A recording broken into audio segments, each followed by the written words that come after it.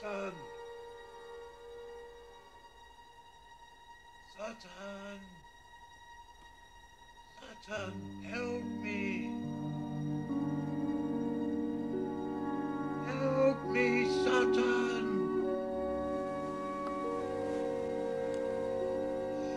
Please, help! Help!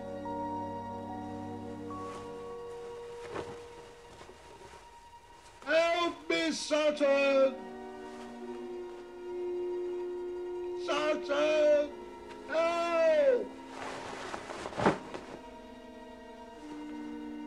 Don't let them take me, Satan! Help me, Satan! Satan! Don't let them take me, Satan! Help me! Help me, Satan! Satan, help! Please, help! Help!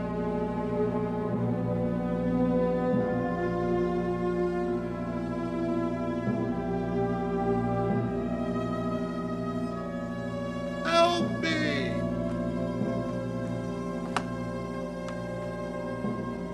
Help me, Satan! Satan! Satan! Satan! Help! Help me!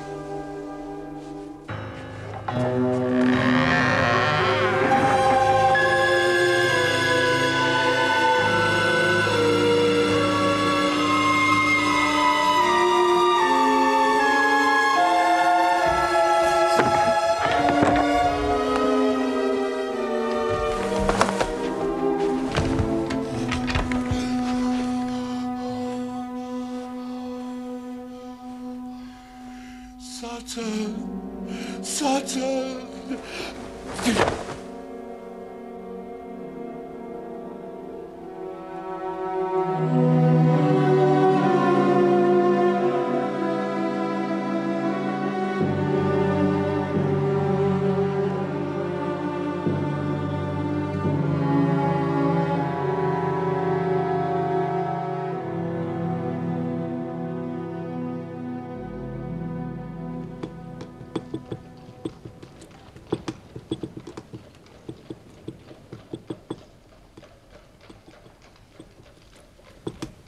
You mustn't take it so badly, Holmes. What? Well, I know it's inconvenient, but you really mustn't let it affect you like this. Whatever do you mean? You are sitting there, boiling with indignation because you have been forced to leave the warmth and comfort of 221B by the ardor of Mrs. Hudson's spring cleaning. My dear Watson, however did you deduce that? By simply applying your methods, Holmes. Indeed. You'll agree that you are not here for either a shave or a haircut. That is true. How did you know? Because you invariably shave yourself. And you are patently not due for a haircut for another 2 weeks. Correct. And you left our rooms in some haste. You are without either your gloves or your cane. Go on. Well, I know that Mrs. Hudson has been trying to complete her spring cleaning all day. Now, you have been sitting there, frowning, eyes tightly closed, grinding your teeth, and all the time your fingers have been drumming like pistons on the arm of that chair. So, given all this evidence, even I cannot fail to deduce that you have quarreled with our good housekeeper and sought refuge in the sanity of the barber's shop. You cannot deny that I am right. Ah, Watson, you could not be further from the truth. I am here to get our good barber's advice as to this specimen of hair found at the scene of the bloody misadventure last Tuesday in Deptford. Oh, come along, Holmes. You're worried about something. What you perceived as agitation was indeed the most intense and tranquil enjoyment. My eyes were closed because I was trying to recall as vividly as I could the concert that we attended last night. You were grinding your teeth. That is because I made a slight error in my recollection of Joachim's fingering in his cadenza. In the third movement of the Beethoven Violin Concerto.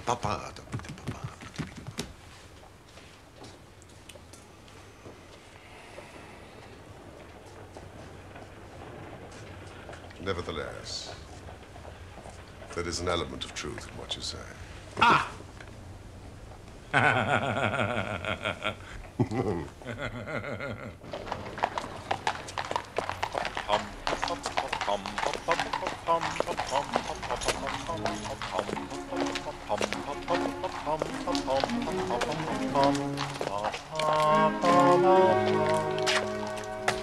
A doctor's. A general practitioner's, I perceive. Not been long in practice or had much to do. Come to consult us, I fancy. Lucky we came back.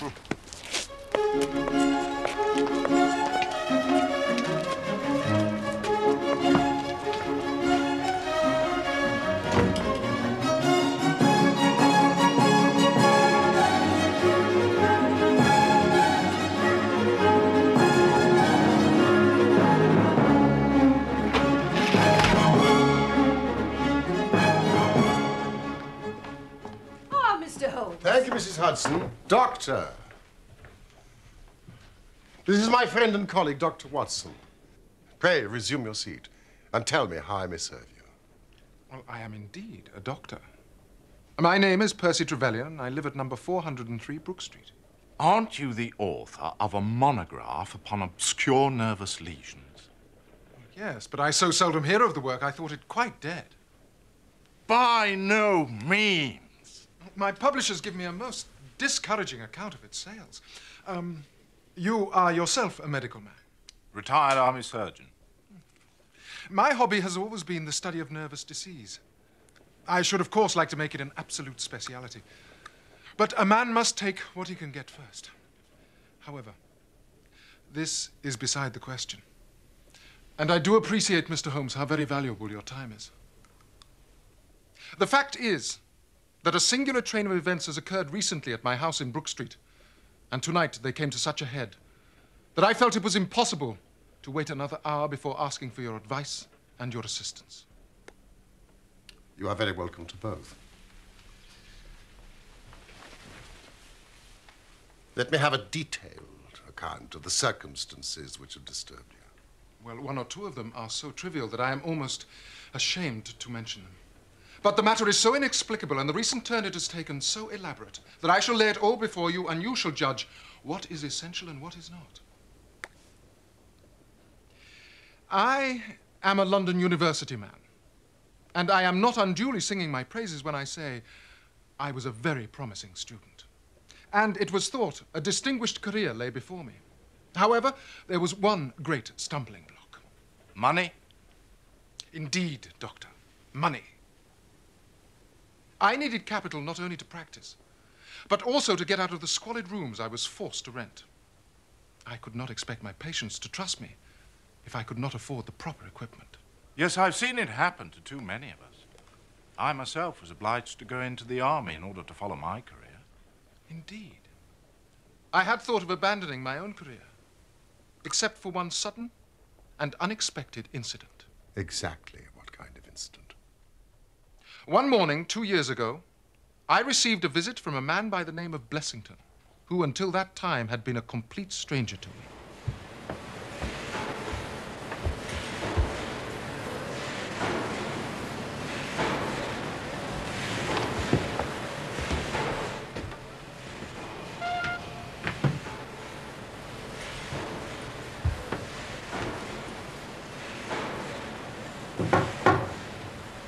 Come in.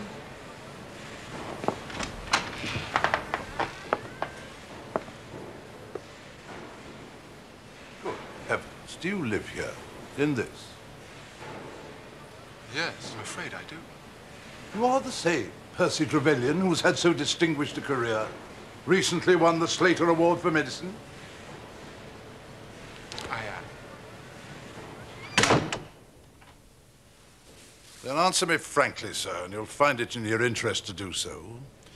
Despite your present financial situation, you clearly have all the cleverness that makes a successful man. But have you the tact? I trust that I have my share, sir. Any bad habits? Not drawn toward drink? Now, really, sir. Quite right. Quite right.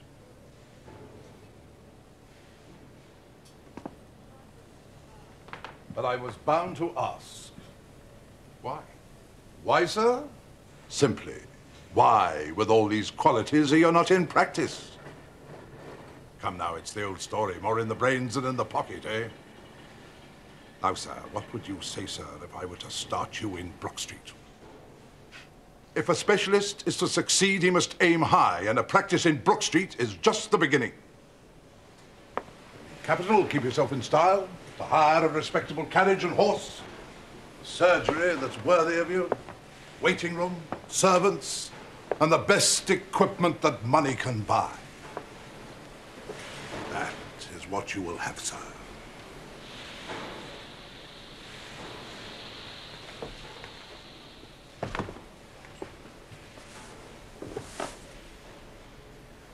But why?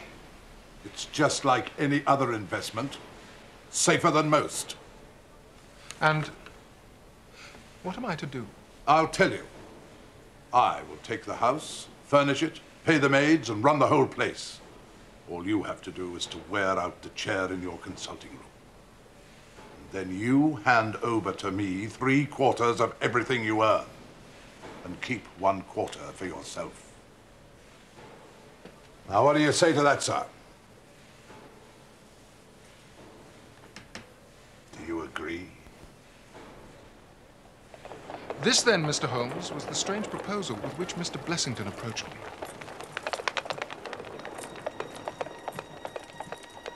I will not weary you with how we bargained and negotiated. But it ended with my moving into the house next quarter day and starting in practice on very much the same conditions as he had suggested.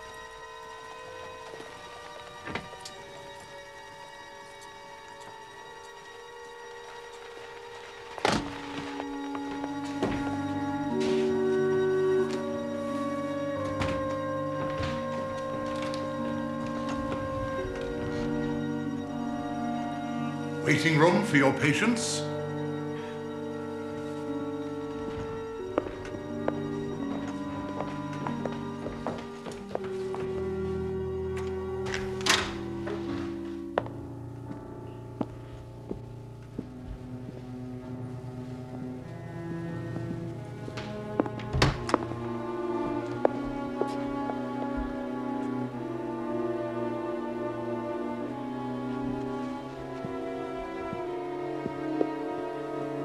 Consulting room.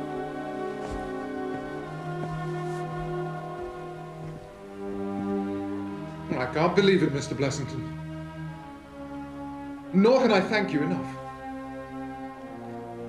He turned the 2 best rooms on the first floor into a sitting room and a bedroom for himself, and came to live with me in the character of a resident patient. His heart was weak, but not abnormal. And yet he demanded constant medical supervision. He was a man of singular habits, shunning company and very seldom going out, except in one respect. Every evening at the same time, he would go for a walk for half an hour exactly, no matter what the weather. And every evening at the same hour, he would walk into the consulting room. He would then examine the books, put down 5 and 3 for every guinea I had earned, and then carry the rest off to the strong box in his own room.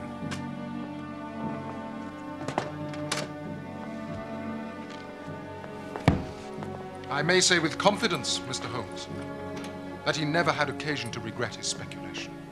From the first, it was a success. And during the last 2 years, I have made him a rich man. So much, Mr. Holmes, for my past history and my relations with the resident patient, Mr. Blessington.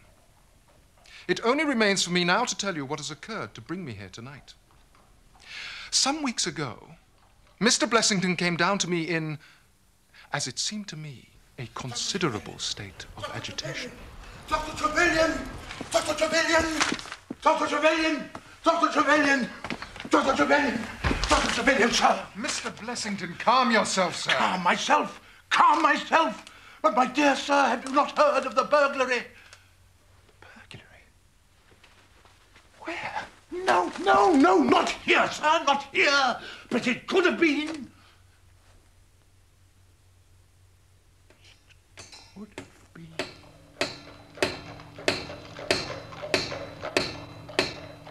Within a week, the whole house had become a fortress of bolts and bars and locks. Are you sure these bars are strong enough? They'd be strong enough for the Bank of England, sir. Mr. Blessington.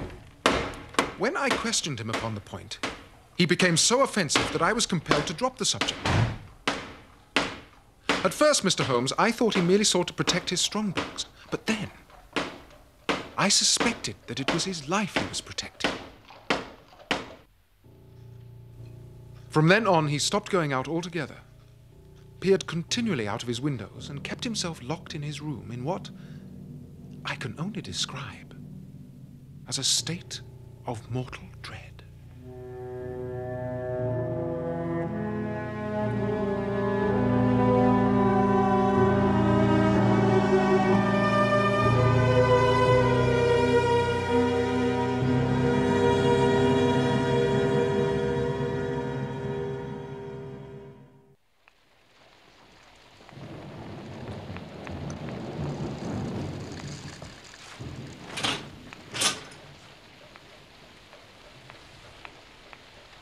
Dr. Trevelyan, before you continue,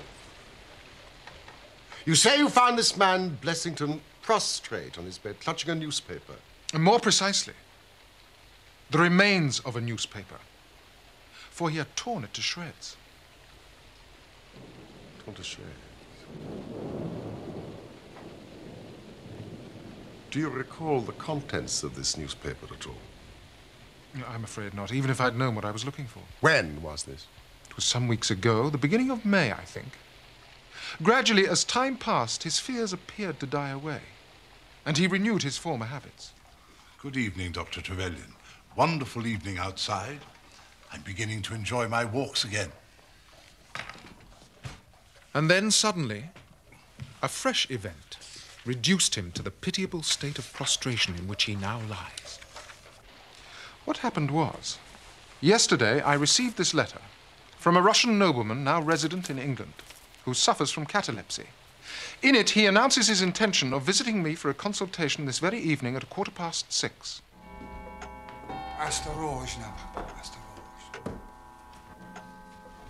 Because the chief difficulty in the study of catalepsy is the rareness of the disease, you may believe that at the appointed hour, I was eager to receive the patient. Good evening, gentlemen. I'm Dr. Trevelyan. And it was you, sir, I assume, who wrote to me? My father speaks very little English, doctor, so I trust you will excuse my coming in with him, as his health is a matter of the most overwhelming importance to me. Yes, I respect that, sir. Fenton. Perhaps you would like to join us for the consultation? Not for the world. It is more painful to me than I can express. If I were to see my father in one of those dreadful seizures, I am convinced I would never survive it. My own nervous system is an exceptionally sensitive one. Mm-hmm. With your permission, I will remain in your waiting room while you go into my father's case. Yes, of course. Thank you, doctor.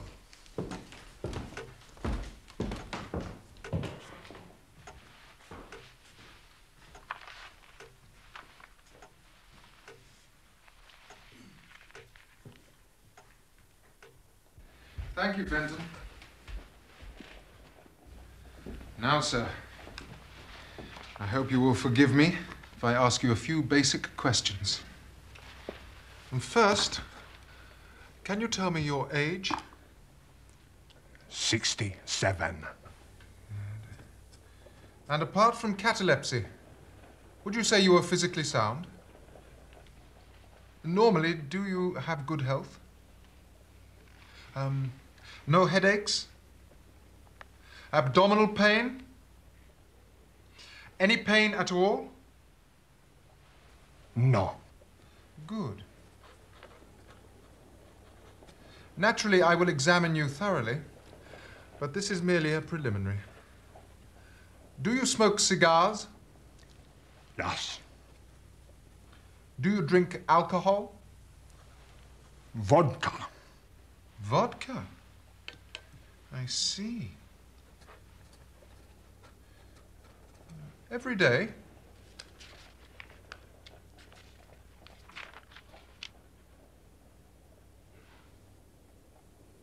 My God. I didn't expect it. My first feeling was one of pity and horror. My second, I fear, was rather one of professional satisfaction. There was nothing markedly abnormal in his condition which had harmonized with my former experiences. I had obtained good results in such cases by the inhalation of nitrite of amyl, and the present seemed an admirable opportunity of testing its virtues. Now, sir, I believe you can hear me. I shall be back directly, rest assured.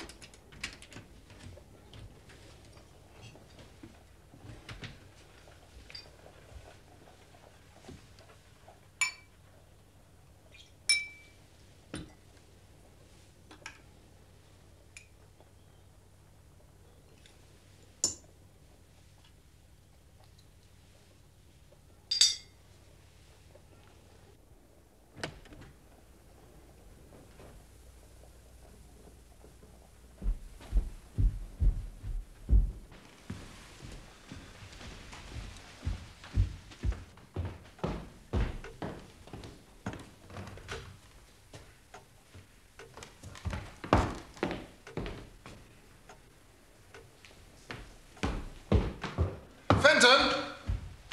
Fenton! Fenton, immediately!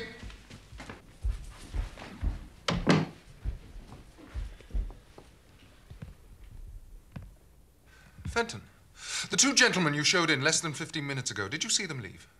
Leave? No, sir. Are you sure? I'm positive, sir.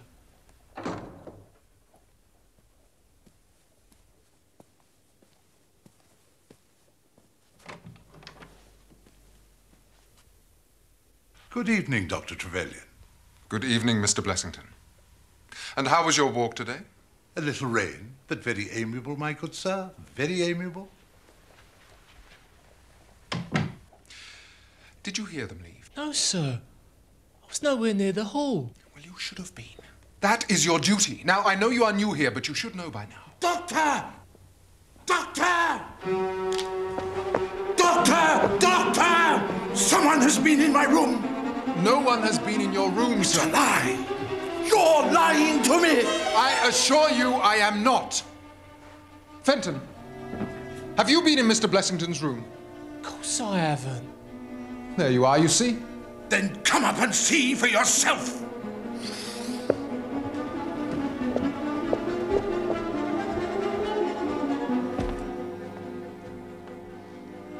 Now, sir. Look at those. Are you telling me that they're mine? Well, at first glance, they do appear to be too large for yours. Of course they're not mine. I always remove my galoshes at the front door. Has anything been stolen? No, but that's not the point. Nothing has been stolen. My privacy has been invaded by a stranger. Is that not enough?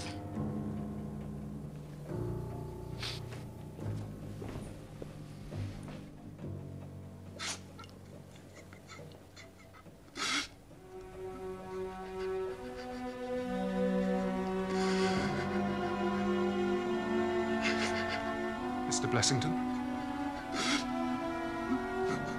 Mr. Blessington? Leave me alone. Go away, leave me alone.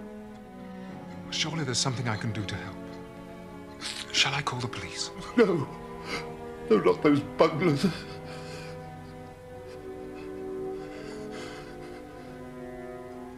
There's only one person who can help me now. And that is why I am here. But I must apologize for such a trivial reason. A thief that doesn't steal. Did he ask for me by name? Oh, yes.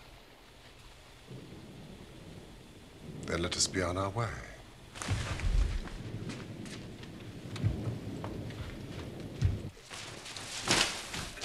Thank you. This way?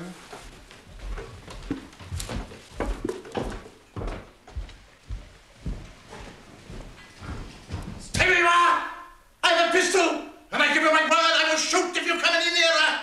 Mr. Blessington, this is outrageous, sir. Do you not recognize me? Is that you, Doctor? Yes, of course it is me. The other two gentlemen, are they what they pretend to be? They are Mr. Sherlock Holmes and his friend, Dr. Watson. Good God, Mr. Blessington, it was you that asked me to fetch them. Yes. Yes, yes. Forgive me. Forgive me.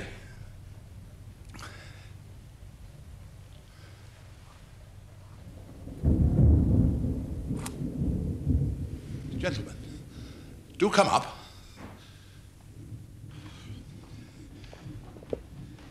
I'm sorry if my precautions have annoyed you. Good evening, Mr. Holmes. I'm sure I'm very much obliged to you for coming round. No one has ever needed your advice more than I. No one. I expect Dr. Trevelyan has told you of this unwarrantable intrusion into my rooms. Why, sir, Mr. Blessington, who are these two men? Which two men? I don't know them. Then why do they wish to molest you? Molest me? You can hardly expect me to answer that. You mean that you don't know? Come in here, please. Just have the kindness to step in here.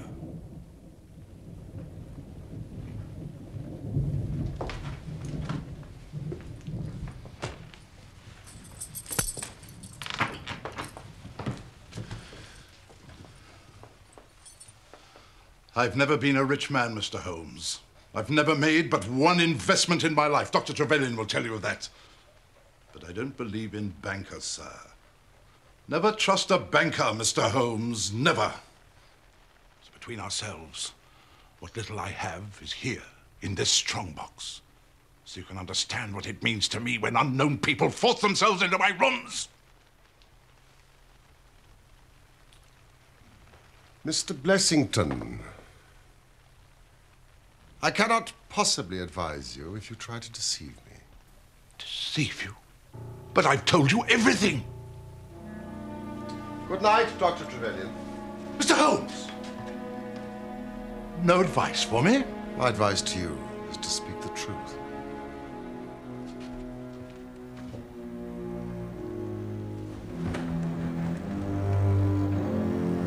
Holmes?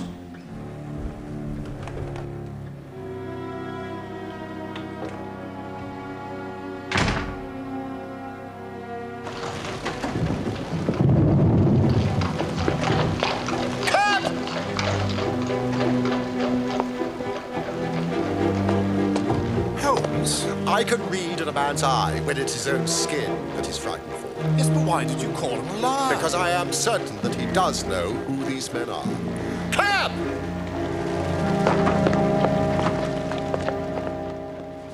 The young Russian penetrated to Blessington's rooms while his confederate kept the doctor from interfering. And of course, catalepsy is a very easy complaint to imitate. Yes, I know. I've done it myself.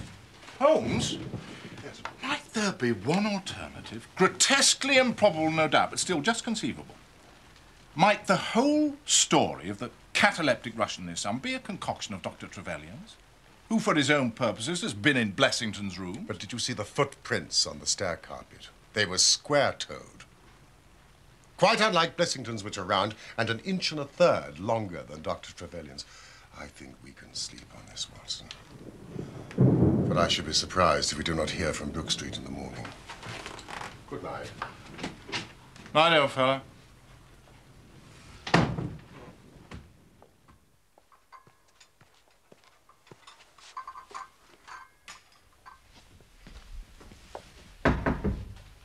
Morning, Doctor. Your tea's here. Thank you, Nora.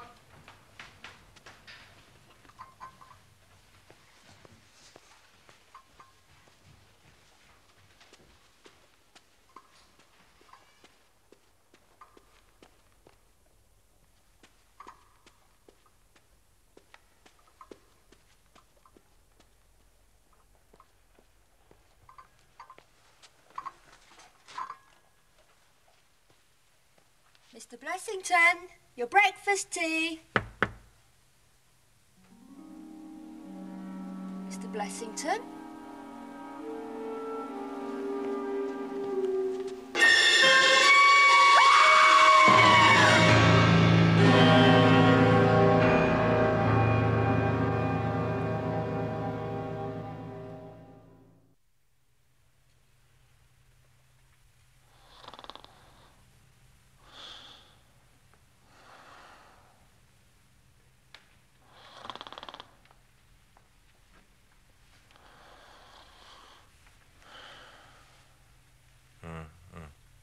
Watson. Get dressed quickly. There's a cab waiting for us.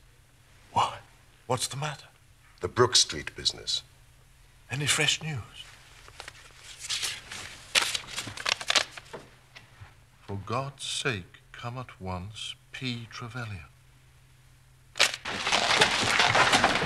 Mr. Holmes, I'm so glad you could come. What has happened? Mr. Blessington has committed suicide. Suicide? Yes. He hanged himself during the night.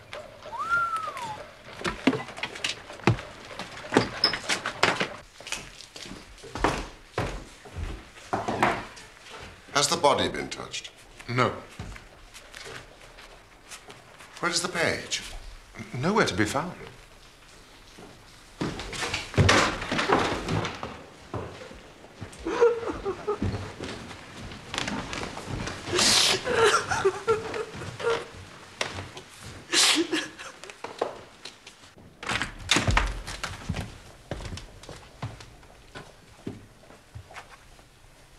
Good morning, Inspector.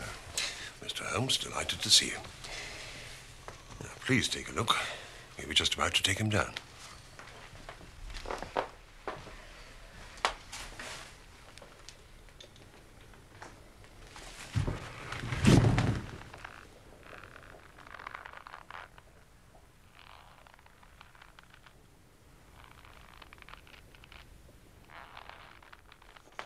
Right, Inspector.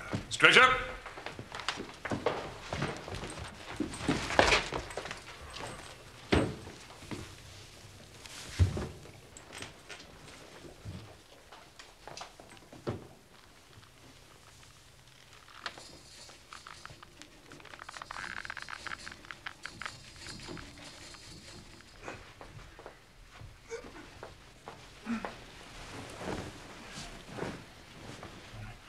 Well, that'll be all. Have you heard of the events leading up to this affair? Yes, Dr. Trevelyan has told me something of them. And have you formed an opinion? As far as I can see, the man was driven out of his senses by fright. The bed has been well slept in. There was his impression deep enough for all to see. It is about 5 in the morning, you know, that suicides are most common. That would be about the time that he hanged himself. Seems to have been a very deliberate affair. Yes, from the rigidity of the limbs, I'd say he'd been dead about 3 hours. Thank you, Watson. Noticed anything peculiar about the room? There was a screwdriver on the mantelpiece, and he seems to have smoked heavily during the night. I found these in the fireplace. Huh.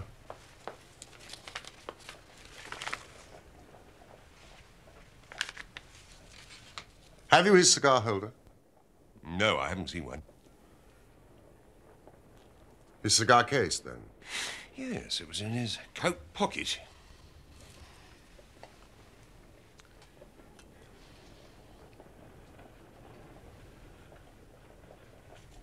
This is Havana. And these others are the cigars of the peculiar sort which are imported by the Dutch from their East Indian colonies. They're usually wrapped in straw, you know, and are thinner for their length than any other brand. I don't suppose you've read my monograph on cigars and cigar ash. Well, I No, of course not. Thank you. These have been smoked with a holder, and these without. These have been cut by a not very sharp knife, and these have had their ends bitten off by a set of very excellent teeth. There were 3 men here last night. Good heavens. But nothing was stolen, so what were they doing here? That is what we have to find out. How did they get in? The same way we did, through the front door. If the door was barred in the morning... Then it was barred after they left. Well, how do you know that? I saw their traces. If you will just give me a few moments, Inspector, I may be able to give you some further information.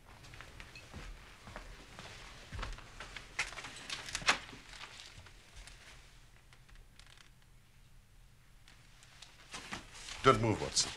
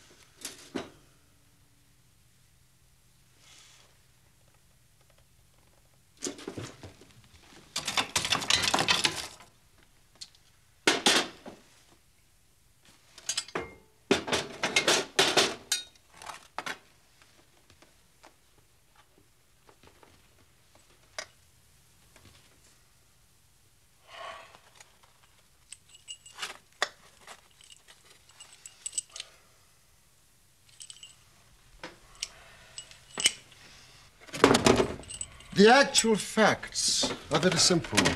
I should be surprised if by the afternoon I cannot give you the reasons for them as well. But Holmes, can't you tell us anything now? Oh. There is no doubt as to the sequence of events. There were 3 of them in it. A young man, an old man, and a third, to whose identity I have no clue. The first 2 I need hardly remark were the same who masqueraded as the Russian Count and his son. So we can give a very good description of them, can we not, Dr. Trevelyan? They were admitted by a Confederate inside the house.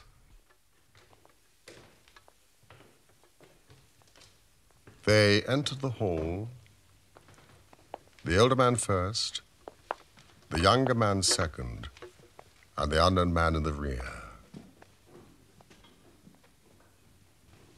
They ascended the stairs.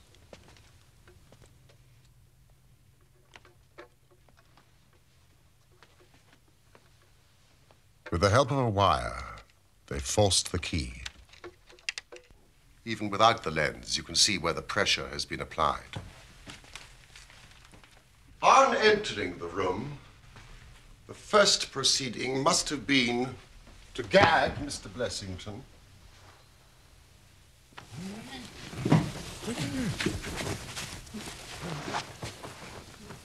Having secured Blessington, it is evident to me that a consultation of some sort was held, probably in the nature of a judicial proceeding.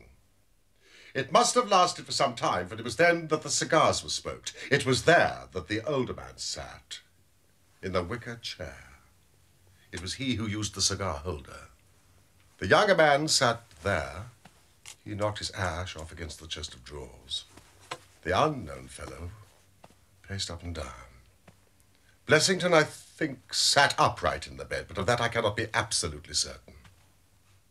It ended, of course, by them taking Blessington.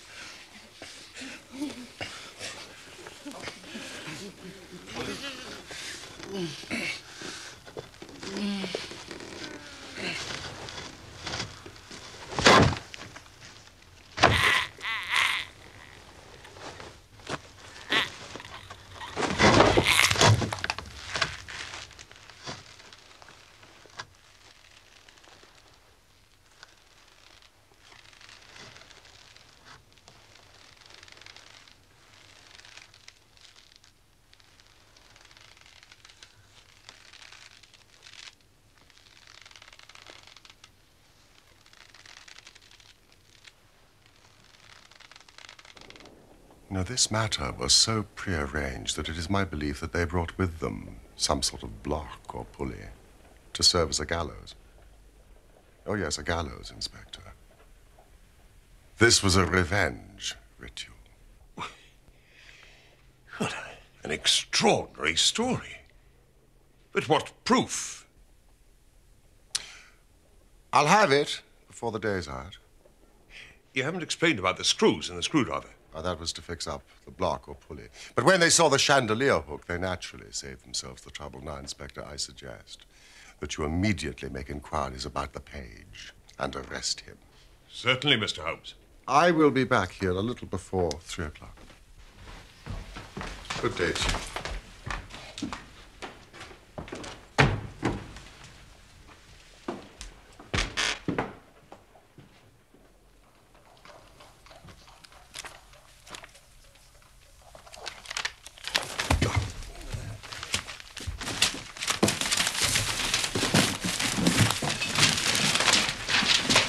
I dare say Mrs. Hudson will be a little put out when she sees all this. What are you looking for? Worthington. W. Worthington. March. 1880, I'm sure. March 80.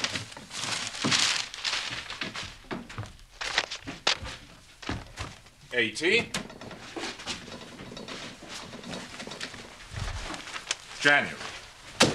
February. March.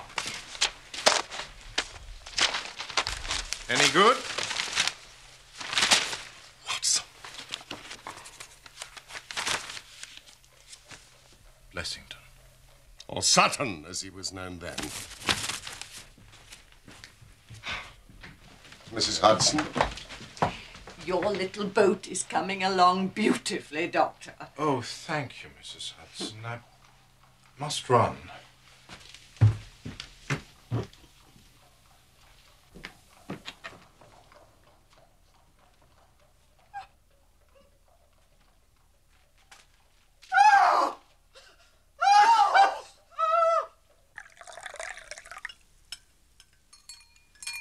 Oh, thank you. Dr. Trevelyan, any news, Inspector? Yes, sir, we've got the page. Drinking his earnings 2 streets away. And I've got the men. You've got them? Or at least I've got that identity. The Worthington Bank Gang? Precisely. Well, Then Blessington must have been Sutton. Exactly. Well, that makes it clear as crystal. Not to me, I'm afraid. Dr. Watson, would you... You may have heard of the great Worthington Bank affair. There were 5 men in it. The 3 who were in this room, a 4th named Cartwright, and Blessington.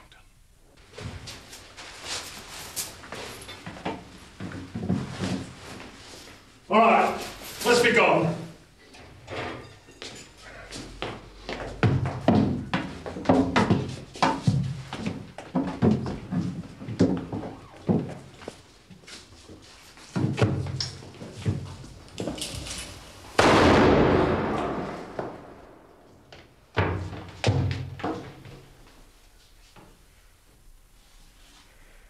It's a hanging job now.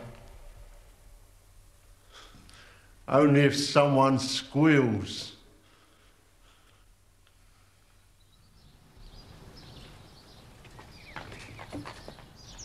That's him. Are you positive? Oh, yes. That's him. Sutton! Sutton, you're dead! Sutton! Sutton! Sutton, you're dead! Sutton! Don't worry, Mr. Sutton. It's a hanging job now. Sutton! You here? Sutton, or Blessington, who was the worst of the gang, turned informer. On his evidence, Cartwright was hanged, and the other 3 got 15 years apiece. Biddle, Haywood and Moffat were released from prison just a few weeks ago, which was several years before their full term. It was news of their release which caused Blessington to panic and have this house secured. So it was not the fear of burglary that had frightened him? No. That was a mere blind. And so setting me up in practice was an elaborate charade to protect himself.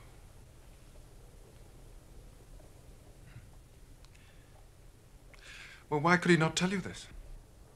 He was trying to hide his own identity from everybody for as long as he could. His secret was shameful, and he couldn't bring himself to divulge it. However, wretch as he was still living under the shield of British law. And I have no doubt, Inspector, that we shall see that though that shield may fail to guard, the sword of justice is still there to avenge. In spite of the efforts of Sherlock Holmes, the 3 murderers of Blessington eluded the police and fled the country aboard a ship bound for Portugal. It was a few weeks later that we learned that the ship, the Nora Craner, had sunk with all hands upon the Portuguese coast, some leagues to the north of Oporto.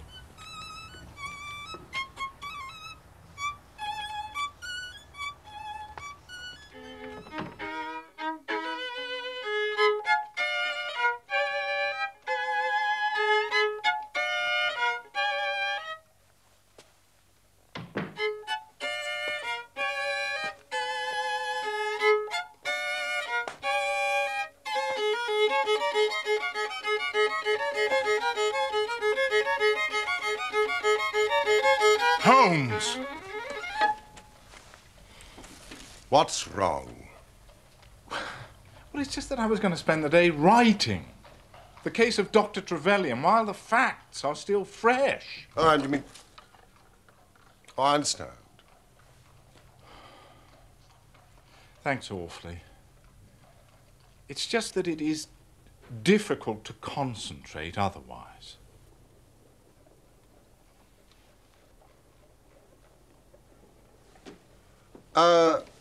What will you entitle this particular account? I didn't know you were interested in my writing. I am always interested in your choice of titles. Well, I thought I'd call it the Brook Street Mystery.